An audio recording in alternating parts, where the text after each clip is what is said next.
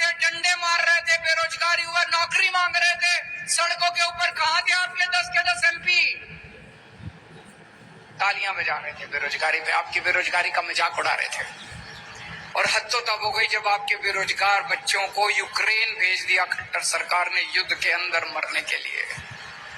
मेरे को तो रोना आ गया। अगर कहीं युद्ध हो जाए तो सारी दुनिया के देश अपने नागरिकों को वहां से निकालते हैं। इन्होंने खट्टर सरकार ने बेरोजगार युवकों को, हरियाणा के बेरोजगार युवकों को बेवकूफ बना के और यूक्रेन भेज दिया मरने के लिए। और यूक्रेन से अब हमारे, मैं वीडियो देखता हूँ, कई लोग कहते हैं अब मम्मी पापा मेरे को वापस बुला लो, मैं फंस गया यहाँ पे। कहाँ थे ये 10 के 10 एमपी? इस बार गलती मत कर देना भाई साहब, ये इस चक्कर में मत पड़ जाना। हमने तो प्रधानमंत्री बनाना, प्रधानमंत्री बाकी बना लेंगे, आप तो अपना सांसद बनाएंगे इस बार। ऐसा सांसद बनाना, ऐसा सांसद बनाना जो आपके सुख दुख में काम आए। सुशील गुप्ता को सांसद बनाओगे, कम से कम कल को धरना प्रदर्शन करने जाना, इसका घर होगा वहां पे घर जाके अपना घर समझ के वहां पे बैठ तो सकते हो। संसद के अंदर व्यापारियों को इतनी तकलीफ होती है, हरियाणा के व्यापारियों को इतनी, मेरे से मिलने के लिए आते हैं व्यापारी, छोटे छोटे व्यापारी, व्यापारियों का दर्द समझता है सुशील गुप्ता। व्यापारियों का अगर कोई मसला होगा, कम से कम अपना आदमी तो बैठा है संसद के अंदर, अपनी आवाज तो उठाएगा कम से कम। उनका गुलाम तो नहीं है बीजेपी वालों का, उनकी रोटी तो नहीं खाता। आपकी आवाज उठाएगा, अपने आदमी को भेजो इस बार संसद के अंदर। ये प्रधानमंत्री बनाने के चक्कर में मत पड़ना। किसान है, किसानों की आवाज तो उठाएगा कम से कम खड़ा होके। उनकी हिम्मत नहीं है, बीजेपी के 10 की हिम्मत नहीं है किसानों की आवाज उठाने की, व्यापारियों की तरह। व्यापारियों को अपना आदमी चुन के भेजना है, किसानों को अपना आदमी चुन के भेजना है जो आपकी आवाज उठाएगा। ये सारे के सारे बीजेपी के हैं, ये कभी आपकी आवाज नहीं बन सकते। और आजकल तो ये बीजेपी वाले पूरे देश में घूम घूम के कह रहे हैं हमारी तो 370 आ रही है, हमारी तो 370 आ रही है, हमें तो तुम्हारी वोट चाहिए ही नहीं। खुलेआम कह रहे हैं हमें तो तुम्हारी वोट चाहिए ही नहीं, घर बैठो, हमारी तो 370 आ रही है हमारी। तो फिर क्यों दे रहे हो वोट? मैं दिल्ली से आया हूं आपकी वोट मांगने, हाथ जोड़ के आपके पैर छू के आपकी वोट मांग रहा हूं। सुशील गुप्ता जी घर घर घूम रहे हैं, घर घर जाके आपके पैर छू के आपकी वोट मांग रहे हैं। हमें आपकी वोट चाहिए, हम आपकी वोट से जीतना चाहते हैं, उन्हें आपकी वोट चाहिए ही नहीं।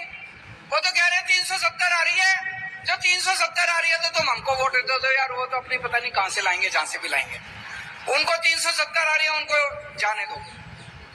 और आज पूरे देश के अंदर 2 किस्म के लोग हैं। हर आदमी या तो ये है या ये है, या तो देशभक्त है और या अंधभक्त है। 2 ही किस्म के लोग हैं इस देश के अंदर, या तो देशभक्त है और या अंधभक्त है। जितने देशभक्त हैं मेरे गिले हो लो, और जितने अंधभक्त हैं उनके गिले हो लो। हमें अंधभक्त नहीं चाहिए, सारे अंधभक्त उनके गिले हो लो और सारे देशभक्त हमारे गिले हो लो। आज खट्टर साहब ने 10 साल के अंदर हरियाणा का बेड़ा गर्क कर दिया। हर बच्चा चाहता है कि अब खट्टर सरकार जल्दी से जल्दी जानी चाहिए। कुरुक्षेत्र की सीट जिता दो, आगे खट्टर जी के जाने का समाचार हो जाएगा धीरे धीरे।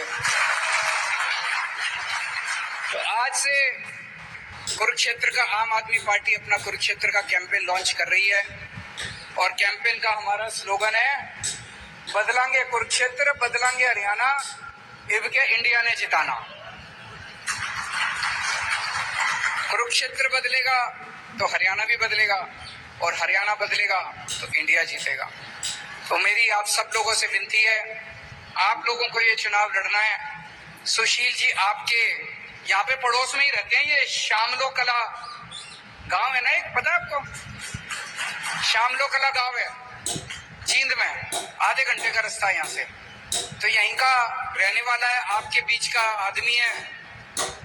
और कुरुक्षेत्र तो सबसे पवित्र धरती है जहाँ पे धर्म युद्ध लड़ा गया था, ऐतिहासिक युद्ध लड़ा गया था।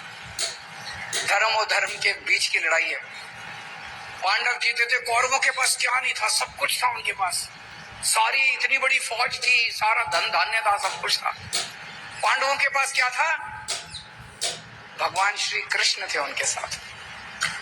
आज हमारे साथ क्या है? हम भी बड़े छोटे हैं, 4 आदमी हैं हम भी। हमारे साथ क्या है? भगवान श्री कृष्ण हमारे साथ। और उनके पास सब कुछ है। आज उनके पास सारी शक्तियां हैं, सारी आईबी, सीबीआई, ईडी, फीडी सब है उनके पास। हमारे पास ये हमारे साथ हमारा धर्म है। और ये धर्म और अधर्म